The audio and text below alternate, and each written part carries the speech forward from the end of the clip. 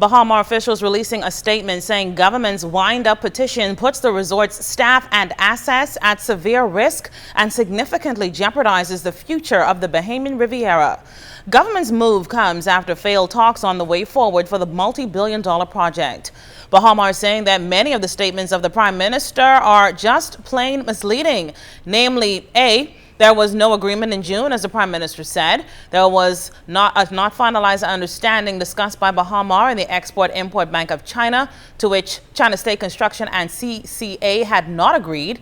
Indeed, there was no construction timeline or cost to complete from the general contractor or terms received from the lender. B, Baha has not refused to dismiss the Chapter 11. They have agreed to dismiss the case as soon as parties have a mutually beneficial binding agreement to the benefit of all parties, an interest the government should share rather than taking actions that risk irreparably damaging the discussions.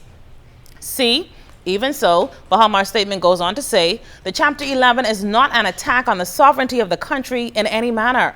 The application for the recognizing orders was not intended to enjoin any action by the government.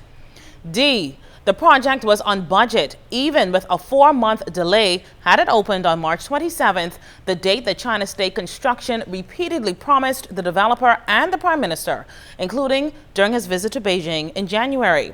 The project continued to survive past that date, and employees were paid in no small part due to contributions of more than $18 million by the Ismailian family.